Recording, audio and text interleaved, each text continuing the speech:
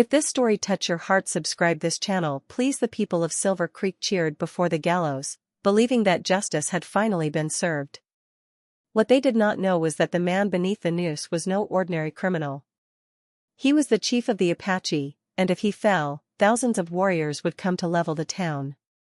Welcome to Wild West storytelling. Let's get started. The town square of Silver Creek was packed shoulder to shoulder. Red dust swirled in the scorching heat. On a hastily built wooden scaffold stood an Apache man with long hair, sun-darkened skin, and both arms bound tightly behind his back. A coarse rope was drawn tight around his neck. His deep black eyes held an eerie calm. The townsfolk had no idea. The man they were about to hang was no ordinary prisoner. He was Nock, chief of the Apache. Below the scaffold, the crowd screamed in rage. Someone hurled a shattered bottle near the wooden steps. A widow shrieked, "Kill him! He murdered the Whitmore girl. Blood must be paid with blood." The roar surged like a crashing wave. No one questioned why the bloodied knife was mysteriously clean. No one wondered why Apache feathers were found exactly where the body lay. They just needed someone to blame, and they had their Apache standing right there in the crowd. Jonas Clay stood silently. The solitary man rarely cared about who the town chose to hang. But when his eyes accidentally locked onto the condemned man's face, something stirred deep inside. Those were not the eyes of a killer. They were the eyes of a leader, proud and calm even in the face of death. On the edge of the square, Bentley, the notorious copper mine owner, stood with arms crossed, a cold smile curling at the corners of his mouth. No one knew he was the one pulling the strings behind this bloody show. And when the rope tightened, he would be the first to profit from the war that was about to erupt. "Thank you for allowing me the honor of being with you tonight. Let us know where you are tuning in from. Wherever you may be listening, I wish you peace and happiness." Jonas Clay leaned casually against a wooden post, his cold gray eyes watching the scene unfold.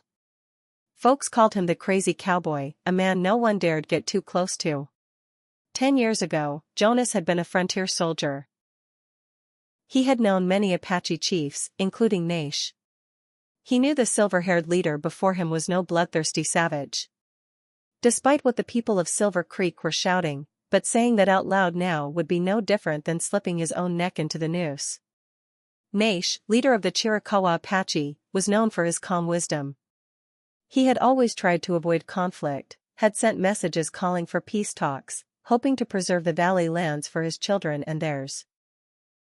But the greed of white men was louder than any promise ever made. And now here he was, strung up like a murderer. Paraded before the town for sport, in the distance, Bentley, the copper baron and richest man in the region, stood in the shadowed balcony of the Treasury building. His gray suit was pressed clean, his boots polished to a shine, his eyes cold as steel. The townspeople saw him as a savior, the man who brought jobs and prosperity to Silver Creek. But Jonas knew better. Bentley was a wolf dressed as a businessman. In his possession were mining maps showing rich veins of copper lying directly beneath Apache land. All he needed was a reason, an excuse to take it, and the death of the Whitmore girl was the spark he had been waiting for. Her body was found near the edge of Apache territory. Next to it, a freshly bloodied hunting knife and a few Apache feathers scattered on the ground. Too perfect. The kind of scene designed to lead to only one conclusion. The Apache killed her. No one asked why the knife looked unused, why the clues were so conveniently placed. In their anger, the town did not want the truth. They just wanted someone to blame. Jonas glanced toward Naish. The old chief stood tall, eyes forward, not begging, not pleading. That kind of posture belonged only to a leader. Jonas remembered the last time they met at the border. Naish had told him, "If you have any conscience left, hold on to it. Someday you will need it to save your own soul." Now, as he watched that man stand beneath the noose, Jonas felt his own conscience being pulled taut. Beyond the square, the vendors had fallen silent. All of Silver Creek had gathered, eager to witness justice for a red man. They had no idea the real killer was Bentley, still smiling coldly, and that this hanging was nothing more than one move in a grander game, a play to seize the Silver Valley for himself. The pounding of the drum echoed like hammer blows on a coffin. The hangman placed his thick hands on the lever, waiting only for the judge's nod to kick the platform out from under Naisha's feet. The crowd pressed in tighter, shouting themselves, "Horo! Kick the stool! Justice for the Whitmore girl!" The air was feverish with rage, so hot and heavy that no one noticed the sweltering sun burning down on their necks. One more breath and the rope would turn a tribal leader into a hanging corpse. In that sea of people, Jonas stood motionless, his gray eyes locked onto nature's face.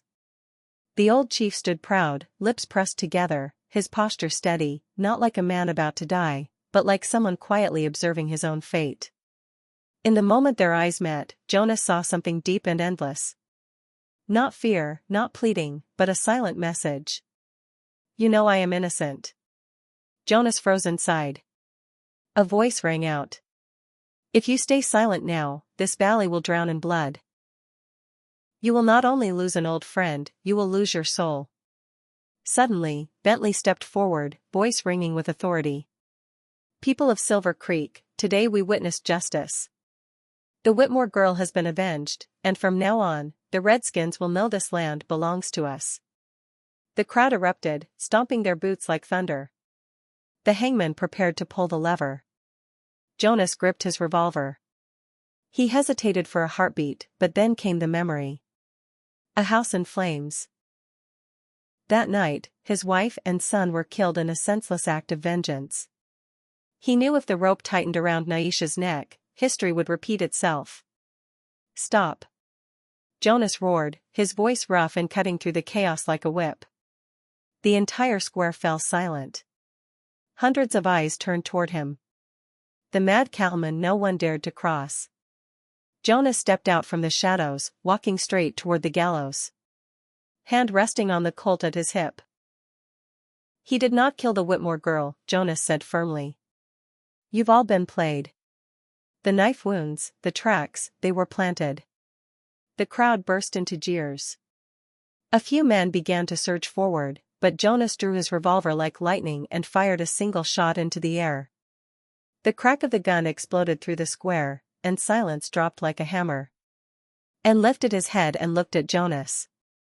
For the first time, a flicker of hope sparked in the old man's eyes. Up on the balcony, Bentley's lips curled into a faint smile. He knew the game had just gotten a whole lot more interesting. Jonas's gunshot was still echoing when the square erupted into chaos. People screamed, some cursed. A few drunken farmers shouted, "This lunatic is defending the Redskins. Shoot them both." The deputy sheriff clenched his jaw and barked to the guards. "Take him down." But Jonas had already stepped up to the gallows, gun ready. His cold gray eyes scanned the crowd like a lone wolf holding back a pack of mad dogs.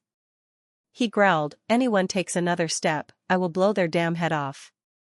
A heavy silence fell above them. The rope was still taut. Death only a lever pull away. Nate tilted his head slightly, his lips pressed into a firm line. In a single glance between him and Jonas, an unspoken agreement passed. Jonas drew his knife. With one swift cut, the rope snapped. Naish dropped hard onto the wooden platform, coughing, his breath broken and shallow. The crowd roared, furious like animals robbed of their kill. "Tyatarator!" Someone shouted. "Shoot him! Shoot them both!" Clicks of cocked guns rang out from every direction. Jonas yanked Naichi to his feet, shielding him, and fired back. A bullet slammed into the platform just inches away. Wood dust flying everywhere. The crowd scattered in chaos. Jonas leapt off the gallows, dragging Anne behind him. He could hear his heart pounding like hooves. His black horse still tied near the saloon. Gritting his teeth, Jonas pulled Naish through a hail of stones and bullets. From the balcony, Bentley watched it all with cold amusement. He murmured to his aide, "Let him escape. The more chaos we have, the easier it will be to claim the land." Jonas and Naish finally reached the horse. It reared back. Then galloped down the dusty main street. Bullets tore through the air behind them. Shouts chased them, but after a few turns, they vanished into the night on the town's edge. In the darkness of a narrow canyon, Jonas pulled the reins and stopped. Naish slid off the horse, collapsing to the ground, coughing violently. His trembling hands clutched the rope mark still red on his neck. Jonas knelt beside him and handed over a canteen. "Drink. Then tell me what the hell is going on." Naish took a long breath. His eyes still glowed in the shadows. His voice came hoarse. "This was a trap. I came to Silver Creek for peace talks, but someone killed the Whitmore girl and left Apache signs behind. They want blood. They want my people erased from this land." Jonas clenched his fists, eyes flaring with anger. He had suspected it, but hearing it from Naish drove the truth in like a knife to the chest. And in his mind he saw Bentley's cold smile. This game was far from over. "Thank you for being here tonight." If this story stirred memories of the old days of dusty afternoons and the sound of hoofbeats echoing in your heart, I invite you to subscribe to my channel so each day we can sit together again and I will tell you another tale from the Wild West. Bad news travels faster than desert wind. Before the first light of dawn touched the horizon, horse traders along the border were already whispering. Chief Nate was hanged by the people of Silver Creek. No one mentioned he had been saved by Jonas. All they spoke of was the noose and the roaring crowd from the night before. That rumor carried by fire and smoke passed through canyons into every Apache camp. In less than a day, war flags rose high across the valley. Thousands of warriors painted their faces red. War drums thundered. Horses screamed. Rage spread like wildfire, reaching every tent. To them, the death of their chief was the death of their very soul, and the people of Silver Creek would have to pay the price. Back in town, fear and hatred surged just as fast. The townsfolk built barricades out of wagon parts. Sandbags lined Main Street. Sharps rifles were handed out to every household. Church bells rang loud and fast, like the end of days had come. The deputy sheriff stood in the center of the square, yelling above the panic. "The Redskins are coming. We must defend Silver Creek with our blood. This is our land, not theirs." The crowd roared again. But in many eyes, the fear was clear. They all knew once the Apache charged, the town would become a river of blood. In the dark canyon, Jonas and Naish sat by a small fire. Naish's voice was low. His eyes fixed on the horizon where signal smoke curled upward. "My people already believe I am dead. If they attack, it will not just be Silver Creek that suffers.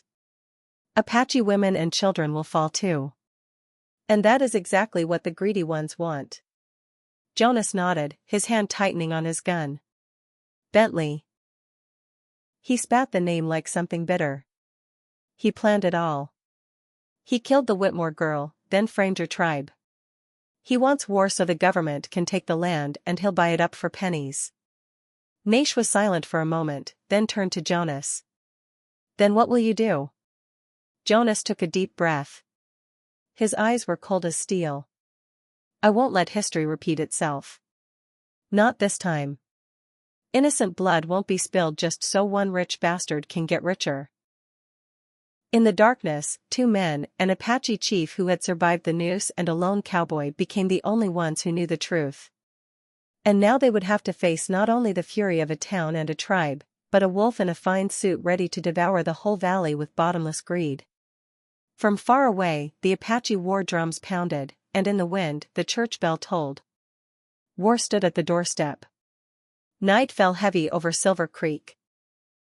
In the darkness, Jonas and Najesh crept silently toward Bentley's copper mine. The lights were still on. Figures moved busily, escorting heavy wooden crates down into the shafts. Jonas narrowed his eyes. The faint scent of gunpowder drifted on the wind, sending a chill down his spine. "It's not just copper," he whispered. "He's stockpiling weapons." Najesh nodded slowly, his weathered hand gripping his spear tightly. The rope mark still showed deep on his neck, but his eyes burned with fire. He knew only the truth could stop the blood tide rising toward his people. They crawled along the rocky ridge. Through a window, Jonas could see Bentley speaking with two government officials. A large map lay spread out on the table. Red lines marking Apache territory. Bentley's voice echoed. When the war begins, the government will seize the land, declare it abandoned. I meant then we'll bid on it, and that silver vein under the valley will be ours. Don't worry, a few corpses in Silver Creek is a small price to pay for a fortune. Jonas clenched his fists, blood rushing hot. He turned to Anne, eyes flaring. Did you hear that?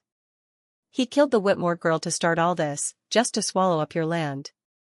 Just then, a noise behind them. They spun around. A guard had spotted them.